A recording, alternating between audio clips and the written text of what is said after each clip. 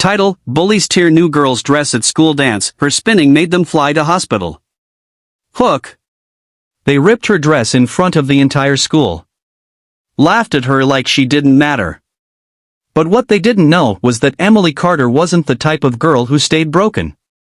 She danced once to survive. Tonight, she would dance to fight. Emily Carter had never felt like she belonged anywhere. After her father's sudden death in a construction accident, she and her mother moved to a small town called Rosehill, hoping for a fresh start. Her mother worked late hours at a diner, scraping enough to pay rent and keep Emily enrolled in school. Emily never complained. She helped at home, took care of chores, studied hard, and stayed invisible. But dancing was her escape. Her father, before he passed, taught her a unique style of dance, Capoeira, the art form that blended rhythm, acrobatics, and martial arts. He told her, "Emily, the world can be cruel. But you'll learn to dance through it." At Rosehill High, things weren't easy. She was shy, soft-spoken, and wore thrifted clothes. People didn't bother to know her. Except, the wrong ones noticed. Brooke Sterling, the queen bee of the school, was everything Emily wasn't: rich, popular, feared. She walked through the halls like they were hers. Her gang, Madison, tall and mean, and Haley, fake sweet with a sharp tongue, followed her everywhere. They ruled the school with cruelty disguised as charm. When news of the Winter Wonderland dance hit the school, Emily didn't plan on going. But her mom insisted. "You've worked so hard, Emmy. You deserve one night to feel young," her mom said, holding out a dress they had stitched together with second-hand fabric and hours of love. It was soft blue, flowing like water, with tiny stitched snowflakes around the hem. It wasn't perfect, but to Emily, it was magic. The night of the dance, she walked into the gym trembling but smiling. The fairy lights reflected off the polished floor, and music played in the background. She clutched her small purse and stepped into the crowd, her heart fluttering. For the first time, she didn't feel invisible. Until Brooke saw her. The girls huddled and smirked, whispering like vultures. Brooke's eyes narrowed.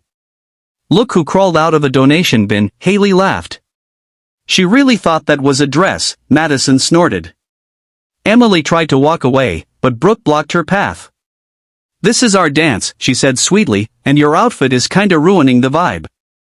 Emily stood still, her heart pounding. Without warning, Brooke reached out and yanked the back of her dress. A loud rip echoed. Gasps filled the gym.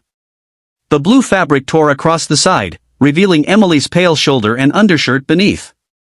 The beautiful snowflakes unraveled, falling like broken dreams. Laughter exploded around her. Some recorded. Others just stared. Emily's face flushed hot. Her eyes welled up. Every muscle told her to run. But in the sea of laughter, something else surfaced: rage. Not loud. Not violent. But quiet, steady, rising like a storm tide.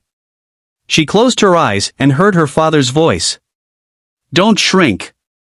Don't cry. Show them who you are," without even speaking. She dropped her purse. And started to spin.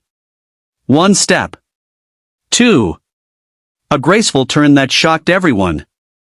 Her barefoot movements blended rhythm and combat. A blur of control. A cyclone in slow motion. Haley lunged forward. Emily pivoted and swept her off her feet, literally. Haley crashed into the table of cupcakes, knocking over trays and whimpering as she hit the floor. Madison rushed in, screaming, "You freak!" Emily ducked, kicked, and sent Madison sliding across the polished floor, crashing into the speaker stand. Brooke screamed and charged, fists flying. Emily sidestepped and delivered a spinning kick that clipped Brooke's leg. Brooke toppled backward into the drink table, sending punch flying. Gasps turned into cheers. Phones went up. The crowd parted. The DJ stopped the music. Then, sirens. Paramedics rushed in to check on the 3 fallen bullies. Minor fractures. Bruised egos. Bloody pride. Emily stood in the middle of the gym, her torn dress fluttering, face calm. chest rising and falling with adrenaline. She didn't run. She didn't cry. She stood tall. The principal approached her. "Come with me." The aftermath. Emily sat in the office, bracing for suspension. But the door opened, and Principal Harris sat down, sighing. "We've reviewed the footage. You acted in self-defense. And, frankly, it's about time someone stood up to those girls." For the first time in her life, Emily wasn't punished for defending herself. She was respected. Her story went viral that night. The dancing defender trended across platforms. Clips of her graceful yet powerful capoeira takedowns were shared everywhere. Thousands commented with support, others told stories of being bullied and wishing they could fight back like her. Emily didn't let the fame change her. She returned to school. Quiet. Graceful. Stronger than ever. Brooke, Madison, and Haley returned with casts and excuses. But no one feared them anymore.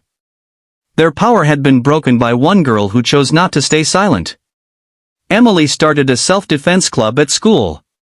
She taught others how to move, to protect, to spin through the pain and come out powerful. Her story spread not because she fought, but because she stood. Moral message, ending line. Sometimes, strength doesn't come from throwing the first punch. It comes from refusing to be crushed by one.